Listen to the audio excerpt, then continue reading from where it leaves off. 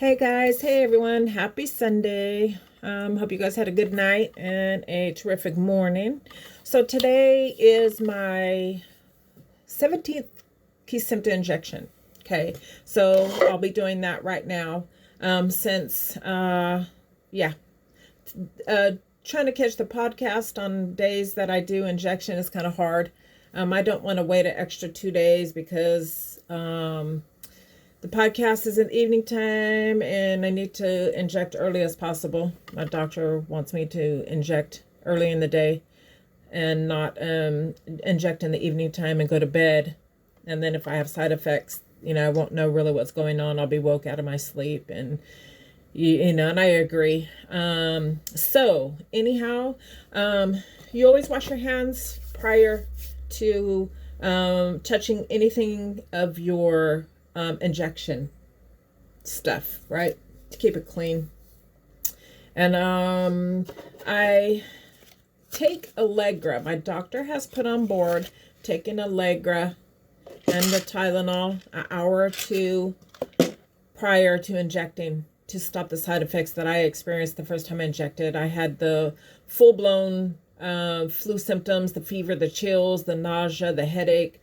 I had it all the very first time. So he then put on Allegra, 60 milligrams, and one Tylenol extra strength an hour or two before.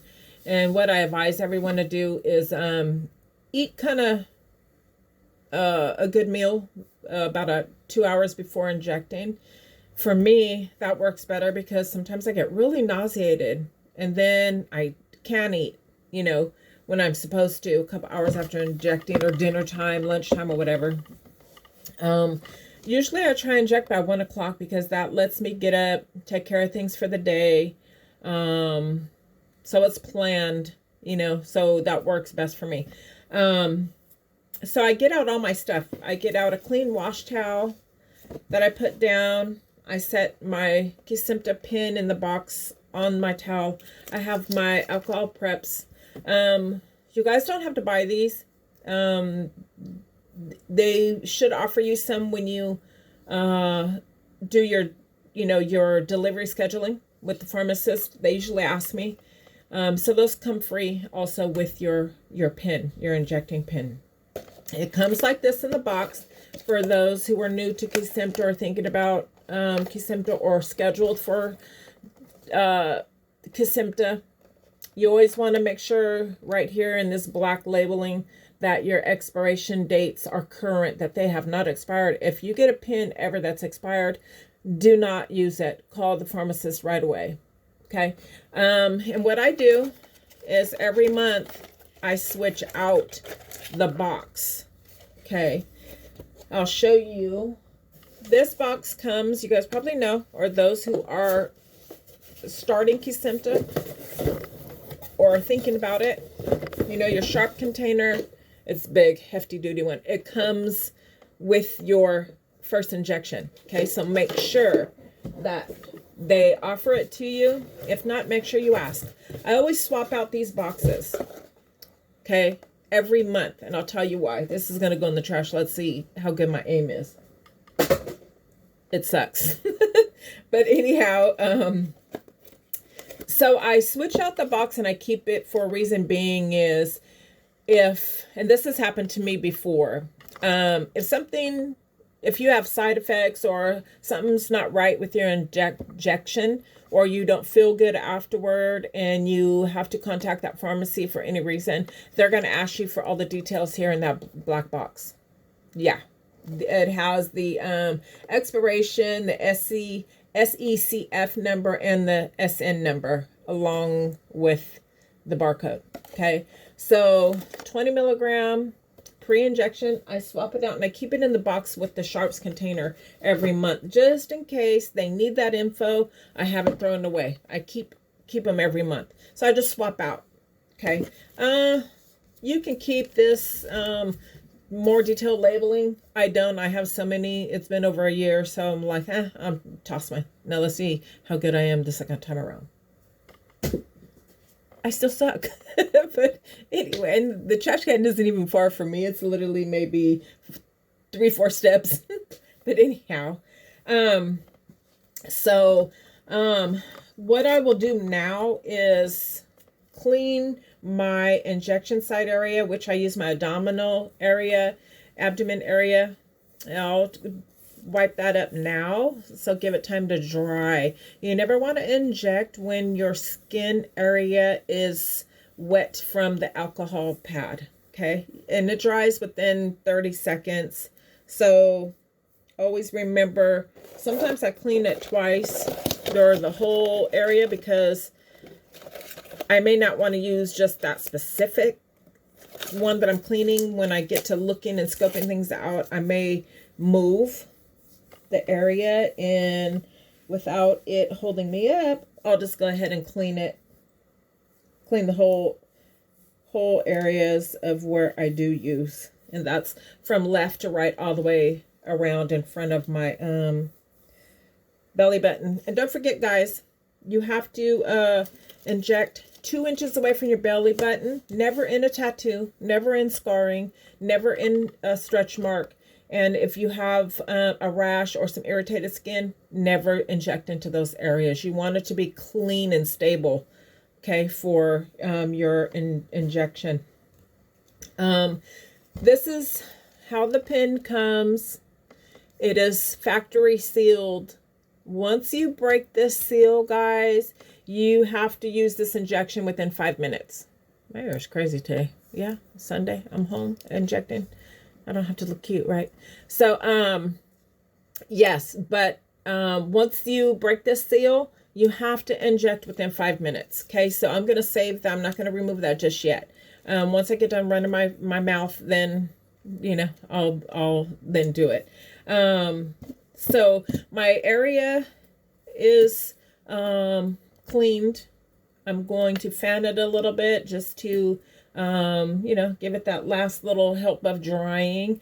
If anyone is worried about the side effects of your first injection and thus forward, I will talk to your neurologist and ask them, you know, say, hey, I've seen some warriors who are on Kesimpta, and they have experienced the side effects of the flu, the chills, the headache, the fever, and what can I take prior to help me with side effects so I don't experience that. So if you can have an Allegra, if you're not allergic to Allegra or Tylenol, you guys know Allegra is just an allergy medicine, and that really stopped the side effects. I haven't had any since then, and I take the Allegra and the Tylenol before every injection since the second injection. The first injection is when I had all the side effects, and I've been using Allegra and Tylenol ever since. Okay, and I haven't experienced any more of those. Headache, yeah, but that, you know, that's minor. I feel sometimes pretty crummy in the beginning. I was down maybe 4 days, and then it lessened to 2 days, and then I had an experience where I was sick for 6 days after injecting. So every time that you can inject, you may have a different result. For the last prior, let's go back about 2 months prior, I didn't have any symptoms, side effects after at all, or just that day I felt really tired. I'll get a big wave of tiredness right after injecting, and then I'll be down for that day. Sometimes the next day feeling kind of blah blah, and I just rest. So please don't make any appointments or any engagements at the time of your injection or the day 2-3 days after. Give yourself time, give yourself a window, so where you can take that time out for you in case you have reactions. I wouldn't even say reactions, but in case the medication makes you feel crappy and sluggish and tired and nauseated, and you might have a headache. You just want to take time for you with your medicine, and give yourself a couple days for the medicine to go ahead and level itself out with your system. That's what I do, and it seems to work really, really good. So this weekend, I was going to inject on Friday, and then I was having company over. My son and his family had went to Mexico, and they came home and they had our gifts, our souvenirs for us. So we had company over. I didn't want to be feeling sick or even chance the fact that, you know, hey, you guys are coming over and my visit's going to be cut short because I'm going to feel like shit. So, so I didn't want to take that chance. So I put it off until today, but I've been feeling fine. Okay. So the weekend was kind of long. We went out yesterday on an outing too. And so I was feeling pretty good. I was like, you know what? I'm going to skip Saturday too. So I'll make sure I inject on Sunday. So, and I'm not doing anything, I plan to be home today and taking care of my injection and just, doing me today. So, that's what I advise, guys. And you'll get in the swing of that and the routine. Once you get your routine down pat, what works best for you, it's like a breeze. It's almost like having a work schedule and a family schedule routine. That's all it is, really, is just making time for your health with your disease modifying treatment. And that is mine is Kesimpta. So, and let me speak about the box. So when you get this box, and it's pretty big, you save it, okay, guys? This comes with a return label, because once your sharps container gets full, you have to dispose of it correctly. You're not supposed to throw it in the trash can, right? This isn't supposed to go to the regular garbage, the regular dump. So you don't have to pay for anything. It comes with that label attached. And when you're ready, you stick it on there. You take it to the UPS store or post office, and bam, they ship it out for you. Okay, so no worries there. You don't have to pay for anything. And when you're done injecting, you don't put the cap back on, guys. You don't put the cap back on. It says do not put the cap back on. You just dispose both pieces straight down into your sharps container, and that's it. And then put it away, store it in your closet, under your bed, somewhere. It's just really handy to have. So they really supply you with everything you need at your disposal. You don't have to worry about buying one or running out and getting one every time you need to do an injection. I do have a travel one. It's yay big, and it'd probably fit like maybe two, 3 injections in there. I do take that with me when I go on an outing, if I know I'm going to be gone that time, but usually I don't need to use it because I wait till I come home, because sometimes I don't feel well. So I try to not plan vacation time, road trips, or anything during that too close to the time that I have to inject, because I want to be home in case I'm not feeling well. I'm in my own comfort zone, my bed, and all that stuff. You guys catch my drift, right? So, okay, so what I'm going to do, and then I always crack a alcohol prep pad for after injecting, because sometimes I have a little blood, maybe smaller than a pinhead, but still, in fact, that is blood, and you want to keep your area clean. You don't want to leave it there on your skin. Don't press firmly. Just lightly wipe. You don't want to press your skin where you injected, because some medication can seep out. So don't use any pressure. Just lightly get that little drop of blood off, or even the medication. But you don't want to press that area, guys. Okay. So just remember that you don't have to press too hard or anything. So with all that being said, I hope I haven't missed anything.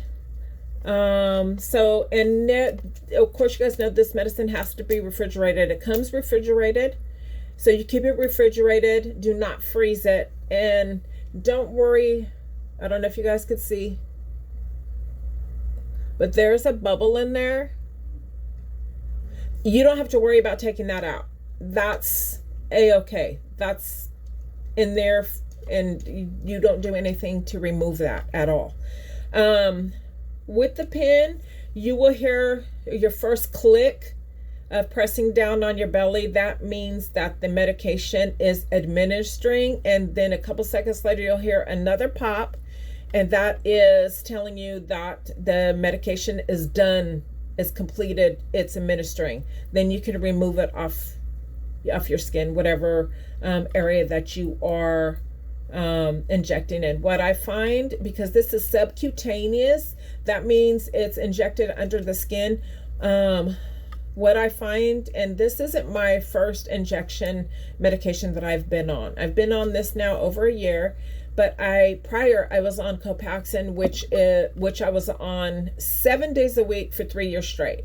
What I found is with the subcutaneous under the skin injection in an area for me, which I have more fat, works better for me.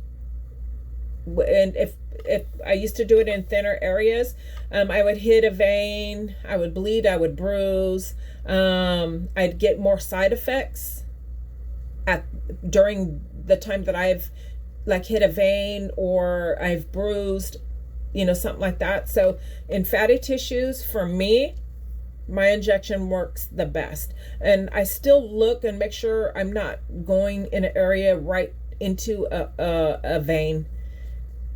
And I've been lucky, so far. So I've done that before on Copaxone, and man, that hurt real bad. My leg got a bruise about this big, bleeding under the skin. I didn't feel well after. I had to call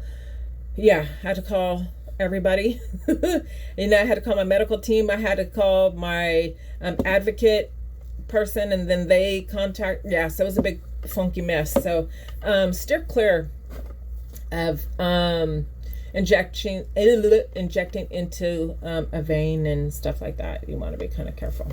Okay, so I've already cleaned my site, and now we're going to do the injecting. Okay, so off with my cap. And you can't see the needle in there. Yes, you can if you tilt it sideways. The needle is really small and thin. You can't touch it if you go like that, but you don't want to touch that area. That's what goes to your skin, and it really wants to be clean. Okay, so you don't get any infections from it, anything like that. So, and it's pretty simple. So I'm gonna look on my belly here, and I try and rotate from left to right, right to left, stuff like that. And it doesn't leave me scarring or lumps or anything like that, like the Copaxone did. So this one's pretty good. So what I'm gonna do is find my area, and hoping I can't see any vein on this side at all. This side a little bit different.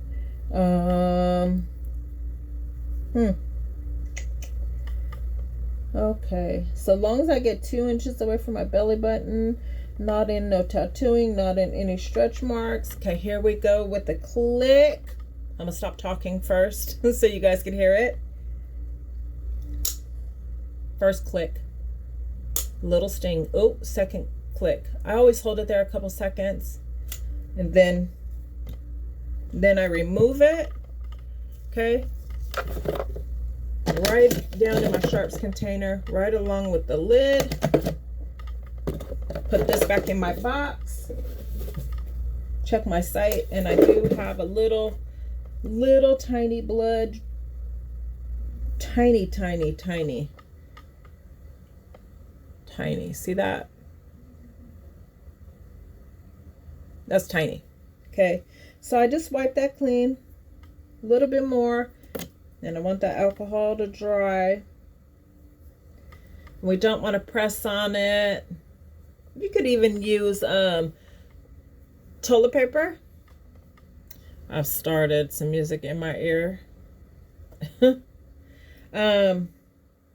Yeah, so you could even use tissue to wipe it. You don't have to use alcohol prep. I choose to, so the area stays clean. So that's really it. I've got my box that I put away. And you don't have to put a Band-Aid. You don't have to put nothing over that injection site at all. It'll be just fine. And that's it, guys. It's that simple. It literally can take you maybe 5, 6, 7 minutes, to get your stuff ready, inject. One thing I forgot to mention is when you getting ready to inject, make sure you take your pen out of the refrigerator 15 minutes prior to injecting. It stays in the refrigerator. You take it out 15, 20 minutes. before you're injecting. It needs to be room temperature. And I'm sure that has a lot to do with, if you don't, that might burn, might burn a little bit, so anytime something is to not let something else happen as far as pain and stuff with injecting, why not? You want to take those precautions. Okay. So, okay, guys, that's it. Your warrior here just did her 17th Kesimpta injection, and it went well, as you see. So I will see you guys. Please join me Tuesday, 6 p.m. Pacific Standard Time. I'm here in California to discuss my journey with multiple sclerosis, and others. Not all of us, suffer the same. So, we discuss a lot of things about, people's journey with MS and what it's about. And if you would like to be a guest on my show, it's very easy. Just send you a link and you pop on. We let you in, and that's it. You can reach out to me in the comment section below. And please, please, please like this video. The more likes I get and the shares can reach other people who are thinking about getting on this medication and they have no knowledge, no information. This video will definitely help someone about their injecting and what they need to do, for that. So please share my videos. Give it a thumbs up if you like the content I'm bringing to you. I really do appreciate it. And don't forget to join me and AG the Dad on Shit Talking Sundays at 6 p.m. with me, the MS Warrior, for In the Light of a Warrior. Okay, so I hope to see you guys there, and stay diligent with your injecting. I know some of you guys are just about to start tomorrow, so kudos. My warrior vibes are going out to you guys. Don't forget, I'm open for questioning and conversation at all times. Okay, so all right, guys, see ya. Bye.